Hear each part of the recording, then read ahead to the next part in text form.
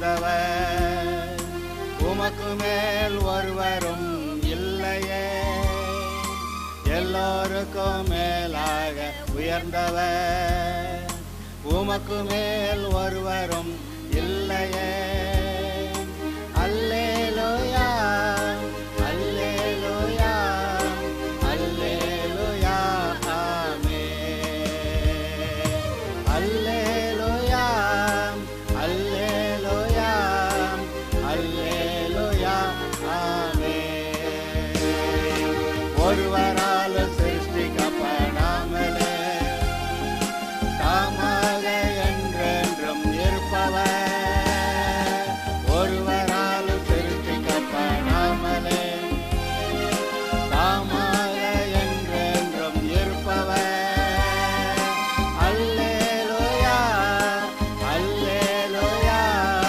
இயேசுடைய சிலுவை பாடுகள், இரத்தம் சிந்துதல், மரணம், உயிர்த்தெழுதல் பற்றி அதோடைய விசேஷங்கள் என்னவென்று படித்து கொண்டிருக்கிறோம்.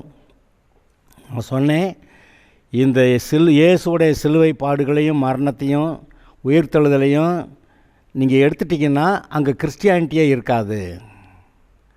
பைபிள்லேருந்து இயேசுடைய மரணத்தையும் உயிர்த்தெழுதலையும் எடுத்துட்டிங்கன்னா பைபிள் ஒன்றும் இல்லாத சாதா புஸ்தகம் ஆயிரும். அப்படியானா மனிதனுடைய பாவங்களுக்கு பரிகாரம் என்று சொல்லப்படுகிறது அது இதில் தான் இருக்குது. மனிதனுடைய பாவ மன்னிப்பும் அவனுடைய ரட்சிப்பும் இதன் அடிப்படையிலே இருக்கிறது என்பது தானே அங்கே விஷயம். ஆதலால் இயேசுடைய மரணமும் இரத்தம் சிந்துதலும் உயிர்த்தெழுதலும் மிக முக்கியமானவை. ஆதலால் இதை பற்றி படித்து கொண்டிருக்கிறோம். அங்கே ரத்தம் சிந்துதல் இல்லாமல் பாவ மன்னிப்பு உண்டாகாது அப்படின்னு சொன்னோம். 7 இடங்களில் அவர் ரத்தம் சிந்தினார். பழைய ஏற்பாட்டு அந்த ஆராதனை முறைமையில் அந்த பிரதான ஆசாரியன் பலி செலுத்தப்பட்ட ஆட்டோடைய ரத்தத்தை எடுத்து மகா பரிசுத்த ஸ்தலத்துக்குள்ளே போய் அங்கே இருக்க கர்த்தருடைய பெட்டி இருந்ததே, பெட்டிக்குள்ளே நியாயப்பிரமாணம் இருந்தது, அந்த மண்ணா வைக்கப்பட்ட பாத்திரம் இருந்தது, ஆரோனுடைய துளிர்த்த கோல் இருந்தது. அதை மூடி வச்சு கிருபாசனம் இருந்தது. கிருபாசனம் தான் தேவன் வீற்றிருக்கிற சிங்காசனம். அந்த கிருபாசனத்தின் மேல் இந்த ஆசாரியன் 7 முறை இரத்தத்தை தெளிக்க வேண்டும். அப்படி 7 முறை இரத்தத்தை தெளிக்கிறது தான் இயேசுவானவர் சிலுவையில் அங்கே 7 இடங்களில் ரத்தம் சிந்தியது. அது எங்கே? கெத்செமனே தோட்டத்தில் அவர் வியாகுலத்தோடு ஜெபம் பண்ண போது வெறும் வியர்வை இரத்தத்தின் பெருந்துளிகளாய் விழுந்தது. நம்பர் 1. நம்பர் 2, அவருடைய தாடியை பிடுங்கினார்கள். இது ஏசாயா 50வது அதிகாரத்தில் தீர்க்க தரிசனமாக எழுதப்பட்டிருக்கிற வசனம். அப்பொழுது ரத்தம் வந்திருக்கும் அல்லவா. அடுத்து அந்த சங்கீதம் 129ல் என் சிறுவயது தொடங்கி என்னை நெருக்கினார்கள், ஆனால் என்னை மேற்கொள்ளாமல் போனார்கள். என் முதுகெல்லாம் உழுதார்கள், உழுது படைசால்களை நீளமாக்கினார்கள் என்று எழுதியிருக்கிறதே. இயேசுவானவரை அங்கே சிலுவைக்கு போகிறதுக்கு முன்பாக மரத்திலே கட்டி வைத்து சவுக்கால் அடித்தபோது அந்த கொக்கிகளில் அந்த மாம்சத்தை கிழித்து கொண்டு வருமாமே, அடிக்க அடிக்க அடிக்க அடிக்க அந்த காயங்கள் ஒன்றோட ஒன்று இணைஞ்சு கடைசிக்கு முதுகு முழுவதுமே ஒரே காயமாயிற்று என்று பார்க்குறோமே. அப்படியானா முதுகெல்லாம் உழுதார்கள் என்று அங்கே சங்கீதம் 129 எழுதியிருக்கிறது அப்படியே நிறைவே இருக்கிறது அல்லவா. அது 3வது தடவை. தலையிலே முள்ளாலான கிரீடத்தை செய்து வைத்து அடித்தார்களாமே, தலையிலிருந்தால் ரத்தம் வழிந்தது. 4வது இடம். பிறகு கைகளை ஆணிகளால் அறைந்தார்கள். 5. கால்களை அறைந்தார்கள். 6. கடைசியில் ஒருவன் ஈட்டியால் விழாவிலே குத்தினான். அது 7. 7 இடங்களிலே இயேசுவானவர் ரத்தம் சிந்துவார் என்பது தீர்க்க தரிசனமாக பழைய ஏற்பாட்டிலே அந்த ஆசரிப்பு கூட ஆராதனை முறைமையிலே சொல்லப்பட்டிருந்தது. அந்த ஆசரிப்பு கூடாரத்தை பார்த்தாவே ஒரு மனிதன் எப்படி ரட்சிக்கப்பட வேண்டும் என்று காட்டுகிற அமைப்பு அங்கே இருந்தது. மனிதனுக்காக பலி செலுத்தப்படுகிற ஒரு ஆடு வர வேண்டும்.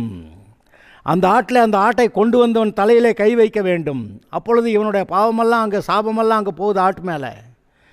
அந்த ஆடு பாவம் செய்யாத ஆடு, பழுதற்ற ஆடு, ஒரு குறைவும் இல்லாத ஆடு, அது நீதி, அது பாவம் செய்யலை, அது நீதியான ஆடு. அந்த ஆட்டோடைய நீதி பரிசுத்தமெல்லாம் இவனுக்கு வருகிறது. இங்கே ஒரு முக்கியமான கருத்து பாருங்கள். அந்த ஆட்டு மேலே தலையில் கையை வச்சு அப்புறமேல அந்த ஆட்டை பலி செலுத்துவான். இங்கே இயேசுவானவர் உலகத்தாருடைய பாவத்தையெல்லாம் சிலுவையிலே தன்மையில் ஏற்றுக்கொண்டு வனாந்தரத்திலே மோசே உயர்த்தின வெண்கல சர்ப்பத்துக்கு ஒப்பாக சர்ப்பம் போல தோற்றமளித்தார். பார்க்க சிலுவையில் அந்த அவ்வளவு அவருடைய முகம் அவ்வளவு அந்த கேடு அடைந்தபடியாலே அப்படின்னு எழுதியிருக்கு. அதாவது உலகத்தோடைய பாவத்தெல்லாம் அவர் தன்மையில் ஏற்றுக்கொண்டாராம். இந்த பாவமெல்லாம் என்னது? இந்த சர்ப்பத்துக்குள்ளிருந்து வெளிப்பட்ட காரியங்கள். எல்லா பாவங்களுக்கும் ஊற்றுக்கண்ணாகிய அந்த வலு சர்ப்பம் அந்த பிசாசு. அந்த வலு சர்ப்பத்துக்குள்ளிருந்து வெளிப்பட்ட அவ்வளவு பாவங்கள் இந்த மனிதர்கள் அப்படியே பாவத்தை குடிக்கிறார்கள், பாவத்திலே வாழுகிறார்கள். இப்படிப்பட்ட எல்லா மனிதர்களுடைய பாவங்களை இயேசு தலையிலே சிலுவையிலே ஏற்றுக்கொண்ட போது அவர் அங்கே சர்ப்பம் போல தோற்றமளித்தார் என்று அதைத்தான் அங்கே மோசையானவன் வெண்கல சர்ப்பத்தை வனாந்தரத்தில் உயர்த்தினது கோப்பாக என்று இயேசு சொல்லுகிறார். நானும் அப்படி உயர்த்தப்பட வேண்டும் என்று. மோசையுடைய கையில் இருந்த கோல் அதை போட்டபோது சர்ப்பமாயிற்று. ஐயோ, மோசையோட கையில் கோலில் சர்ப்பமாக நம்ம பார்க்குறோம், ஆனால் அது ஒரு சர்ப்பந்தான். என்ன நடந்தது? அந்த எகிப்திய மந்திரவாதிகள் கோல்களை போட்டாங்க, சர்ப்பங்கள் வந்தன. இந்த மோசையோட கோலிலிருந்து வெளிப்பட்ட சர்ப்பம் அந்த மந்திரவாதிகளுடைய கோலிலிருந்து வெளிப்பட்ட அந்த சர்ப்பங்களையெல்லாம் விழுங்கி போட்டது. அதாவது அந்த மந்திரவாதிகளுடைய மந்திரத்தெல்லாம் ஒன்றுமில்லாமல் ஆக்கியது. அவர்கள் மந்திரவாதிகளுடைய வல்லமையை இல்லாமல் போக பண்ணினது. அங்கே தான் எகிப்து தேசத்தில் கர்த்தருடைய வல்லமையும் பிசாசுடைய வல்லமையும் நேருக்கு நேராக மோதியது. பார்வோனும் அவனுடைய சேனைகளும் அந்த மக்களும் இஸ்ரவேல் ஜனங்களை கசக்கி பிழிந்தெடுத்து அவர்களை அடிமை வேலை வாங்கி அவ்வளவு பாடுபடுத்தினார்களே. பித்தோம், ராமசேஸ் என்ற 2 பண்டகசாலை பட்டணங்களை இந்த இஸ்ரவேலருடைய வேலையினாலே அவன் கட்டினான் என்று நாம் வாசிக்கிறோம். பெரிய பண்டகசாலை பட்டணங்கள், அதையெல்லாம் இஸ்ரவேலர் அடிமைத்தனத்திலிருந்து கட்டியவைகள். அவர்களை கசக்கி பிழிந்தெடுத்தானே. அப்படி பிசாசானவன் பார்வோன் இஸ்ரவேல் ஜனங்களை, கர்த்தருடைய ஜனங்களை கசக்கி பிழிந்தெடுத்த போது, அப்பொழுது தேவன் தம்முடைய மனுஷனை அனுப்புகிறார். வெறுமன அல்ல, ஒரு கோலோடு. அந்த கோல் சர்ப்பமாய் மாறுகிறது. என்னது? இயேசுவானவர் உலகத்தாருடைய பாவத்தையெல்லாம் தன்மேல் ஏற்றுக்கொண்டு வெண்கல சர்ப்பம் போல அங்கே அதெல்லாம் சுமந்து அந்த தண்டனையில் ஏற்றுக்கொண்டிருந்தார் என்று அதற்கு அடையாளமாக மோசையுடைய கையிலே அந்த கோல் சென்றது. அந்த சர்ப்பமானது அந்த எகிப்தோடைய மந்திரவாதிகள் எல்லாருடைய அந்த மந்திரக்கோள்களை விழுங்கி போட்டது. அவர்களுக்கு மந்திரக்கோள் இல்லாமல் போய்விட்டது. அங்கே எகிப்து தேசத்திலே பெரிய ஆவிக்குரிய யுத்தம் நடந்ததை நீங்கள் கவனிக்கவில்லையா? அங்கே மோசே போனால் அந்த வாதம் இந்த வாதம் வந்துச்சு. கடைசியில் அந்த பார்வோனுடைய தலைச்சன் செத்து போயிட்டான். அதனால் அவங்கெல்லாம் போக சொல்லிட்டாங்க. இது என்னங்க இது? ஆனால் இதன் பின்னணியிலே தேவனுடைய சேனையும் பிசாசுடைய சேனையும் போராடியதை நீங்கள் பார்க்காமல் இருந்தால் ஆவிக்குரிய ரீதியில் நீங்கள் என்ன வளர்ந்திருக்கிறீர்கள்? நாம் ஆவிக்குரிய ரீதியில் வளர வேண்டும். அங்கே தேவனுடைய சேனை எது? மோசேயும் ஆரோனும் அவனோட கூட இருந்தவர்களும். இந்த இஸ்ரவேலரெல்லாம் கீழ்ப்படிந்தவர்களா? எந்த இடத்துலையும் அவங்க உண்மையாக கீழ்ப்படியலை. ஏதோ ஒரு அற்புதம் நடந்தவொன்னே ஆஹா ஹாஹா அப்படின்னு சத்தம் போடுவாங்க. அப்புறம் அவ்வளவுதான். அடுத்த பிரச்சனை வந்தவொடனே மோசையை கல்லெறியணும் அப்படி சொல்லுவாங்க. கர்த்தர் என்ன அப்படி செஞ்சு விட்டாருன்னு சொல்லுவாங்க. ஆனால் அருமையானவர்களே, அங்கே இஸ்ரவேலரை விடுவிக்க பார்வோன் தான் பிசாசு போல, எகிப்து தான் பாவம் போல.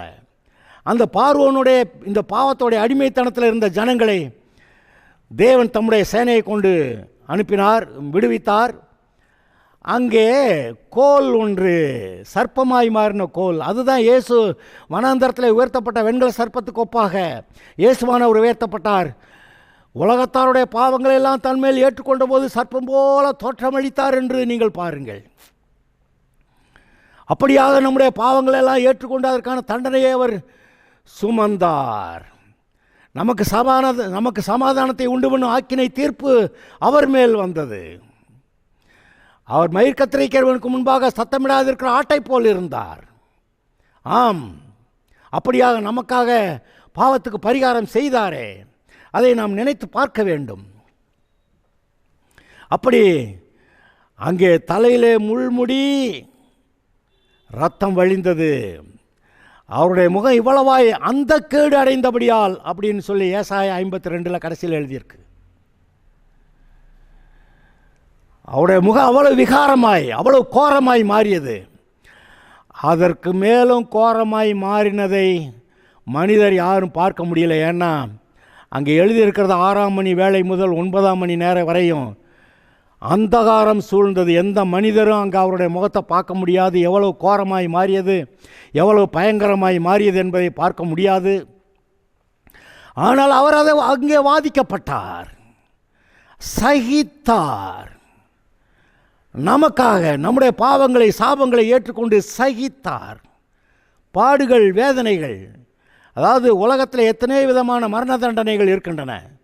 எலக்ட்ரிக் சேர், ஒரு சேரில் வச்சு எலக்ட்ரிசிட்டியை விட்டுருவாங்களாம், செத்து போயிடுவானா. அல்லது ஏதாவது ஒரு விஷத்தை கொடுத்து சாகடிச்சிருவாங்களாம். சிரச்சேதம் பண்ணுவாங்களே, சிரச்சேதம், சிரசு சேதம், தலையை வெட்டுறது, சிரச்சேதம் பண்ணுவார்களாம். கல்லெறிந்து கொள்ளுகிறதை பற்றி பைபிள் பேசுகிறது. இப்படி பலவிதமான நியாய தீர்ப்புகள், மரண தண்டனைகள் விதிக்கப்பட்டன. ஆனால் இயேசுவுக்கு வந்த மரண தண்டனை அது சிலுவை பாடுகள். உலகத்திலே இருக்கிற எல்லா மரண தண்டனைகளை பார்க்கலும் இந்த சிலுவையின் மரண தண்டனை மிகவும் கோரமானது. அப்படியான ஒரு கோரமான சிலுவை, கோரமான பாடுகள், அதில் அவர் பாடுபட்டு அதெல்லாம் சகித்தாரே. அந்த பாடுகள் மத்தியிலே கூட அவர் தம்முடைய வேலைகளை செய்து முடித்தார். பிதாவே, இவர்களுக்கு மன்னியும், தாங்கள் செய்கிறது என்னதென்று அறியாதிருக்கிறார்கள் என்று சொல்லி தன்னை சிலுவையில் அறைந்தவர்களுக்காக ஜெபம் பண்ணினார். அங்கே சிலுவையில் இன்னொருத்தன் கள்ளன் இருக்கான், அவன் மனம் திரும்பிட்டான். அவன் சேர்க்கிறான், நீர் உம்முடைய ராஜ்யத்தில் வரும்போது என்னை நினைத்து கொள்ளும்னு. அப்போ கர்த்தர் சொல்கிறாரு, இன்று நீ என்னோடு கூட பரதீசில் இருப்பாயின்னு. அங்கே இயேசுடைய தாய் அங்கே நிற்கிறாள். அப்போது தான் கூட இருந்து அவர்களுக்கு செய்ய வேண்டிய பொறுப்பான காரியங்களை செய்ய நான் முடியாதே, நான் போகிறேனே என்று சொல்லி யோவானை பார்த்து அதோ உன் தாய் என்று சொல்லி, மரியாளை பார்த்து அதோ உன் குமாரன் மகன் என்று சொல்லி அங்கே பொறுப்பை அங்கே ஒப்படைத்ததை நீங்கள் பார்க்கிறீர்கள். அது மாத்திரமல்ல, ஏலி ஏலி லாமா சபக்தானி என்று சொல்லி அங்கே ஏன் என்னை கைவிட்டீர் என்று, அதுவும் வேத வாக்கியங்களிலே தீர்க்க தரிசனமாக எழுதியிருக்கிறது. சங்கீதம் 22 அந்த வசனத்தையும் சொல்லி அந்த வேத வாக்கியம் நிறைவேறத்தக்கதாக அதையும் சொல்லுகிறார். அப்புறம் வேத வாக்கியம் நிறைவேறத்தக்கதாக தாகமாக இருக்கிறேன் என்று சொன்ன தாகம்தான், அது தாங்க முடியாமல் தான் கேட்குறாரு. அதில் வேத வாக்கியம் நிறைவேறுகிறது. தாகமாக இருக்கிறேன். கசப்பு கலந்த காடியை கொடுத்தார்கள், அப்பொழுது அதை அவர் ருசிக்கவில்லை. பிறகு சகிக்க வேண்டிய நேரமெல்லாம் சகித்தார். அவர் தன்னுடைய ஜீவனை கொடுக்கிற நேரம் வந்தது. அது நேரம் வரைக்கும் தாக்கு பிடித்தார். கடைசியில் எல்லாம் முடிந்தது என்று சொன்னார். நான் செய்ய வந்த வேலையை செய்து முடித்து விட்டேன் என்று சொன்னார். உங்களுடைய ரட்சிப்புக்காக அவர் செய்ய வேண்டிய வேலையெல்லாம் செய்து முடித்தேன் என்று சொல்லியிருக்கிறார் இல்லையா? பாக்கி எதுவும் வச்சாரா? பாக்கி எதுவும் வச்சுருந்தாக்கா அவர் எல்லாம் முடிந்ததுன்னு சொல்லியிருக்க முடியாது. எல்லாம் முடிந்தது என்று சொன்னார். அது மாத்திரமல்ல, கடைசியில் தன்னுடைய ஆவியை பிதாவுடைய கைகளில் ஒப்படைக்கிறார். நான் இந்த பிரதிஷ்டை செய்வோம் பார்த்தீங்களா, வீடு பிரதிஷ்டைன்னா, இந்த வீடு கர்த்தாவே இது உமக்கு சொந்தம், நீர் உமக்கு சொந்தமான வீட்டில் நாங்கள் தங்கி இருக்கட்டும், இந்த வீட்டில் பிசாசுக்கெல்லாம் எந்த இடமும் கிடையாது. சிலர் சொல்லுவாங்க இந்த ஜன்னல் வழியாக பூந்து அந்த வீட்டு கதவு வழியாக போகுது ஒன்று அப்படிம்பாங்க. ஆனால் நாம் போய் வீட்டை பிரதிஷ்டை பண்ணும்போது கர்த்தாவே இது உமக்கு சொந்தம்னு சொல்கிறான். எந்த பிசாசு எந்த ஜன்னல் வழியாகவும் போக முடியாது, எந்த கதவு வழியாக வெளியே போக முடியாது. அதுபோல் நீங்கள் உங்களை கர்த்தருக்கு பரிசுத்தம்னு நீங்கள் பிரதிஷ்டை பண்ணுறீங்க, அதான் ஞானஸ்நானம். அப்போ இந்த பிசாசு இங்கே போதும் அங்கிட்டு போதெல்லாம் முடியாது. ஏன்னா உங்களுக்காக உங்களுடைய ரட்சிப்புக்காக எல்லாவற்றையும் செய்து முடிந்தது என்று சொல்லி தன்னையும் பிதாவுடைய கைகளிலே பிதாவே ஆவியை ஒப்பு கொடுக்குறேன்னு சொல்லி ஒப்பு கொடுத்ததுனால நமக்கான பரிகார கிரியைகளை பூரணமாய் செய்து முடித்து தன்னையும் பிதாவிடத்தில் ஒப்படைத்ததினாலே 3வது நாள் தேவன் குமாரனை எழுப்ப முடிந்தது. ஒருவேளை இயேசு ஏதாவது ஒரு இடத்துல ஒரு பாவம் செஞ்சுருந்தா மனிதனுடைய பாவங்களுக்கு பரிகாரம் செய்ய அவருக்கு தகுதி இருந்திருக்குமா? பலி செலுத்த ஆட்டை கொண்டு போகும்போது அந்த ஆசாரியனை வந்து அந்த ஆட்டை தான் பார்ப்பானா, சுற்றி வந்து பார்ப்பானா, ஏதாவது குறைவு இருக்கா, கண் ஏதாவது, காது ஏதாவது, கால் ஏதாவது, எங்கேயாவது அதுக்கு ஊனம் இருக்கா, ஏதாவது காயம் இருக்கான்னு பார்த்து ஒழுங்காக நல்லா இருந்தாதான் அந்த ஆடு பலி செலுத்தப்படுவதற்கு அங்கீகரிக்கப்படும். அதுபோல் இயேசுவானவர் ஒரு குறைவும் இல்லாமல் அங்கே போனாதான் மனிதனுடைய பாவங்களுக்கு பரிகாரம் செய்ய அவர் தகுதியுள்ளவராக இருப்பார். அப்படி ஒரு பாவமும் செய்யாமல் இருந்தால் தான் மனுஷனுடைய பாவங்களுக்கு பரிகாரம் செய்ய தகுதி. இவர் ஏதாவது ஒன்று செஞ்சிருந்தா 3வது நாள் பிதாவாகிய தேவன் இவரை பாதாளத்திலிருந்து எழுப்பி உயிரோட கொண்டு போக முடியுமா? கொண்டு போக முடியாது. ஆனால் 3வது நாள் மரணம் அவரை கட்டி வைக்க முடியாது இருந்தது, பாதாளம் அவரை பிடித்து வைக்க முடியாது இருந்தது. பிதாவாகிய தேவன் வந்து அவரை உயிரோட எழுப்பினார். அவர் உயிரோடு எழுந்து சிறைப்பட்டவரை தமக்கு சிறையாக்கி கொண்டு பரலோகத்துக்கு போனார் என்று எழுதியிருக்கிறது. அப்படியானால் சிலுவைக்கு போகும்போது எப்பேற்பட்ட தன்னை ஒழுங்காக கர்த்தர்க்கென்று பரிசுத்தமாக பழுதற்ற தேவ ஆட்டுக்குட்டியாக காத்துக்கொண்டு அவர் சிலுவைக்கு போனார் என்பதை நினைத்து பாருங்கள். முடிந்தது என்று சொன்னபோது எப்படி அதை முடித்தார் என்று பாருங்கள். என் ஆவியை இடத்துல ஒப்புவிக்கிறேன் என்ற போது தன்னையும் அவரிடத்தில் ஒப்புவித்ததை நினைத்து பாருங்கள். எல்லாம் முடிந்தது. இன்று நம்முடைய பாவங்களுக்கு பரிகாரம் பூரணமாய் செய்யப்பட்டிருக்கிறது. 199 இல்லை, 1999 இல்லை, 1000 100 நம்முடைய பாவங்களுக்கு பரிகாரம் செய்யப்பட்ட ஆயிற்று. அவர் ஏதோ கொஞ்சம் குறைச்சி விட்டாருங்க, அதனால் நான் கொஞ்சம் பாடுபடுறேன் இல்லை. இது அவர் பாடுபட்டு நமக்கு ஒரு வழியை ஆயத்தப்படுத்தினது போல் அவர் பாடுபட்டதை நம்ம பட முடியாது. ஆனால் நாம் அவருடைய பாடுகளில் கொஞ்சம் அதுபோல் கொஞ்சத்தை அனுபவித்து நம்முடைய கிறிஸ்தவ வாழ்க்கையில் முன்னேறுறோம், அவ்வளவுதான். அப்படி இயேசுவானவர்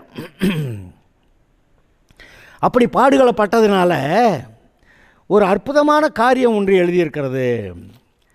இயேசுவானவர் சிலுவையிலே ஜீவனை கொடுத்தபோது என்ன நடந்ததுன்னு எழுதியிருக்கு. நான் வேணால் ஒரு சுவிசேஷத்தில் அதை உங்களுக்கு வாசித்து காட்டவா? மத்தேயு சுவிசேஷம் 27வது அதிகாரம் 50வது 51வது வசனத்தை வாசிக்கிறேன்.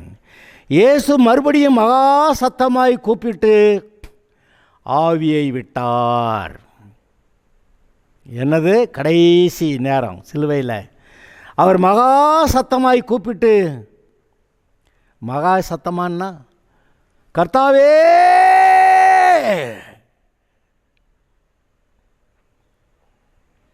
அப்படி கூப்பிட்டு தம் ஆவியை விட்டார். அப்பொழுது தேவாலயத்தின் திரைச்சீலை மேல் தொடங்கி கீழ் வரைக்கும் 2ஆக கிழிந்தது. பூமியும் அதிர்ந்தது, கண்மலைகளும் பிளந்தது, கல்லறைகளும் திறந்தது. நித்திரை அடைந்திருந்த அநேகர் பரிசுத்தவான்களுடைய சரீரம் எழுந்திருந்தது. அவர் உயிர்த்தெழுந்த பின்பு இவர்கள் கல்லறைகளை விட்டு புறப்பட்டு பரிசுத்த ஸ்தலத்தில் பரிசுத்த நகரத்திலே பிரவேசித்த அநேகருக்கு காணப்பட்டார்கள். 100க்கு அதிபதியும் அவனோட கூட இயேசுவை காவல் காத்திருந்தவர்களும் பூமி அதிர்ச்சியையும் சம்பவித்தவைகளையும் அந்த காரியங்களையும் கண்டு மிகவும் பயந்து மெய்யாகவே இவர் தேவனுடைய குமாரன் என்றார்கள். இயேசு தன் ஆவியை விட்டபோது திரைச்சீலை, அது என்ன திரைச்சீலை? மேலிருந்து கீழே ரெண்டாக கிழிஞ்சுதான். என்ன திரைச்சீலைங்கிறீங்க? அந்த ஆசரிப்பு கூடாரத்தை அமைப்பை படித்தவர்களுக்கு தான் தெரியும். அங்கே ஆசரிப்பு கூடாரத்தில் வெளிப்பிரகாரம் ஒன்று இருந்தது. சுற்றி ஒரு காம்பவுண்டு வால் போல் திரைச்சீலை. முன்னாடி கேட்டு, கிழக்கு பக்கத்தில் இருந்த கேட் வாசல், அதில் திரைச்சீலை தொங்கியது. அப்புறம் அந்த வாசல் வழியாக உள்ளே நுழைஞ்சா அங்கே பலிபீடம் இருக்கிறது, பலி செலுத்தப்படுகிறது. அங்கே ஆசாரியன் தன் கைகளையும் கால்களையும் கழுவிக்கொள்வதற்கு அங்கே வெண்கல தொட்டி அங்கே வைக்கப்பட்டிருக்கிறது, தண்ணீர் இருக்கிறது. இங்கே தான் பலி செலுத்துவாங்க.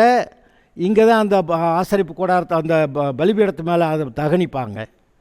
அப்புறம் உள்ளே பரிசுத்த ஸ்தலத்துக்கு போகும்போது அங்கேயும் ஒரு திரைச்சீலை இருக்கிறது.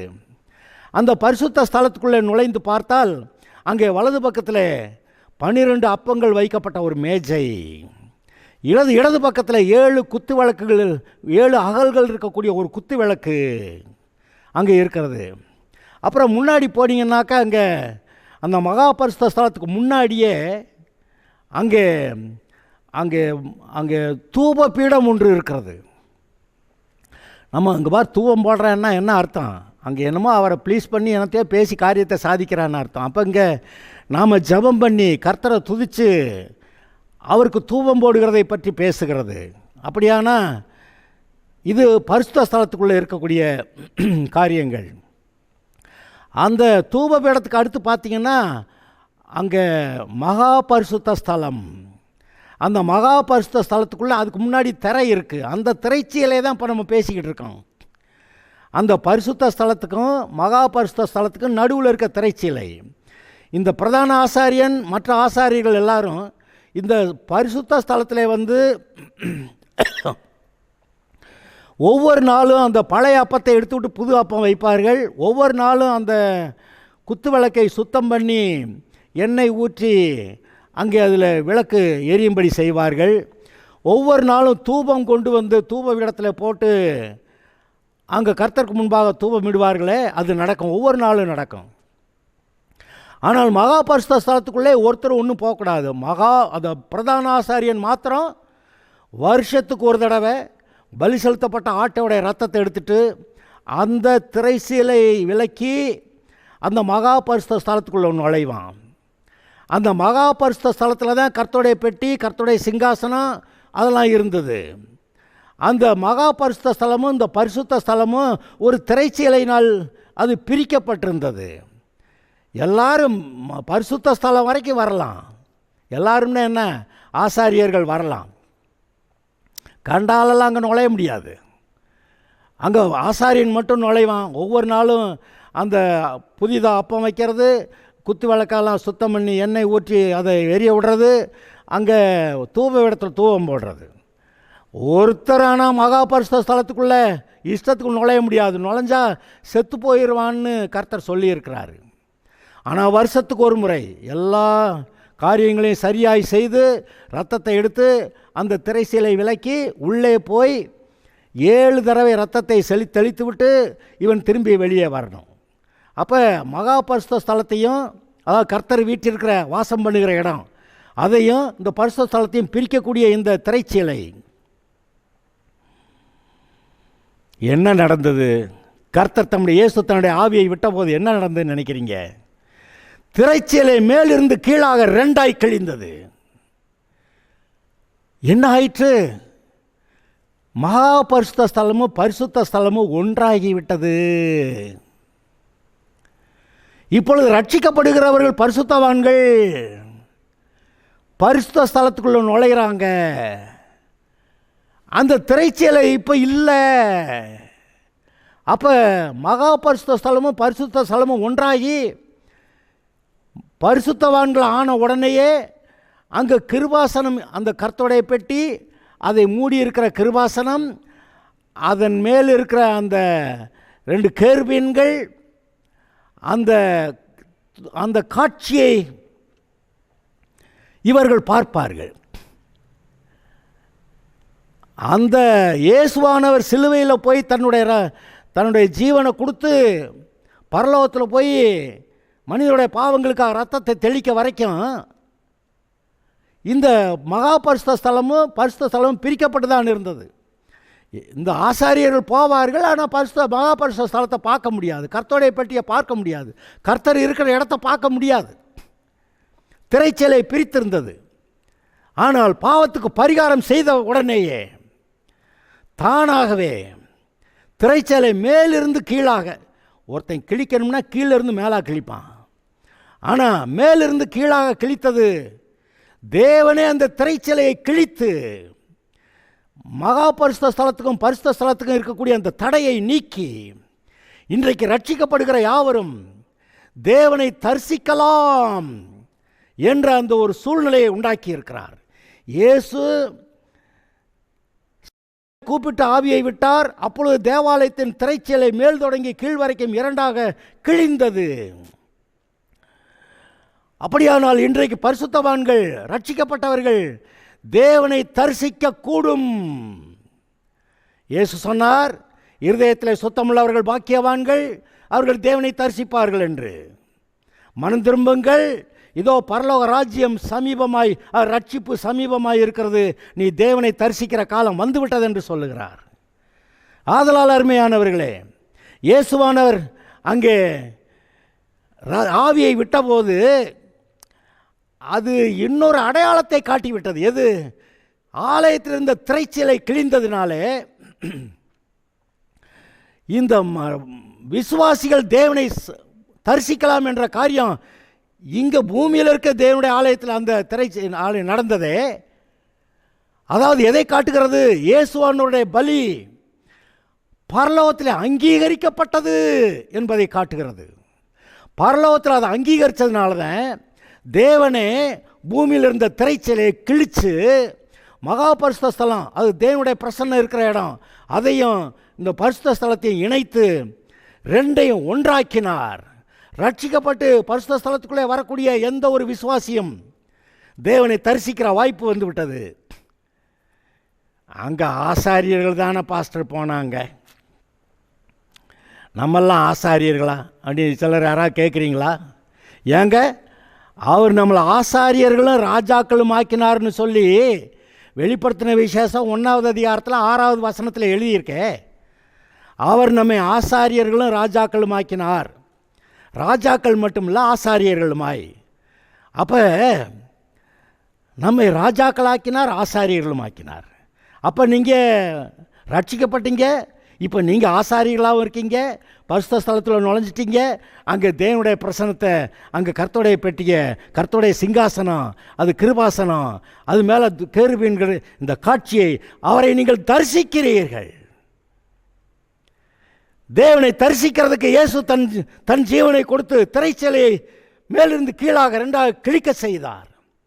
தேவனே அந்த வேலையை செய்தார். தேவனை திரைச்சீலை மேலிருந்து கீழாக கிழித்தார். இப்பொழுது நீங்கள் தேவனை தரிசிக்க, அதனால தான் வெளிப்படுத்தின விசேஷத்தில், இல்லை எபிரேயர் 2வது அதிகாரத்தில் அங்கே எழுதியிருக்கிறது, இல்லை 4வது அதிகாரத்தில் 14 முதல் வாசிக்கிறேன். வானங்களின் வழியாய் பரலோகத்துக்கு போன தேவகுமாரனாகிய இயேசு என்னும் மகாபிரதான ஆசாரியர் நமக்கு இருக்கிறபடியாலே நாம் பண்ண அறிக்கையை உறுதியாய் பற்றி கொண்டிருக்க கடவோம். நம்முடைய பலவீனங்களை குறித்து பரிதபிக்கக்கூடாத பிரதான ஆசாரியர் நமக்கிறாமல் எல்லா விதத்திலும் நம்மை போல் சோதிக்கப்பட்டும் பாவமில்லாதவராக இருக்கிற பிரதான ஆசாரியரே நமக்கு இருக்கிறார். ஆதலால் நாம் இரக்கத்தை பெறவும் ஏற்ற சமயத்தில் சகாயம் செய்யும் கிருபையை அடையவும், கவனிங்க, தைரியமாய் கிருபாசன தண்டையிலே சேர கடவும். இன்றைக்கு நீங்களும் நானும் தைரியமாய் கிருபாசன தண்டையிலே, தேவனுடைய சிங்காசன தண்டையிலே நாம் கிட்டி சேர்வதற்கு இயேசு சிலுவையிலே பட்ட அந்த பாடுகள், அங்கே செலுத்திய பரிகாரம், அந்த இரத்தத்தை பரலோகத்தில் இருக்க அங்கே அந்த பலிபீடத்தில் செலுத்தினதுனாலே, அது அங்கீகரிக்கப்பட்டதுனாலே திரைச்சீலை கீழே கிழிந்தது. மகா பரிசுத்த ஸ்தலமும் ஒன்றாயிற்று. இன்றைக்கு நீங்களும் நானும் தேவனை தரிசிக்கிற ஸ்லாக்கியத்தை பெற்றிருக்கிறோம். அல்லேலூயா. இந்த வெளிப்பாடு உங்களுக்கு உண்டாயிருக்கட்டும். நீங்கள் தேவனுடைய பிரசன்னத்திலே வந்திருக்கிறீர்கள் என்று அறிந்து கொள்ளுங்கள். கர்த்தர் உங்களை ஆசீர்வதிக்கிறார். Okay, God bless you.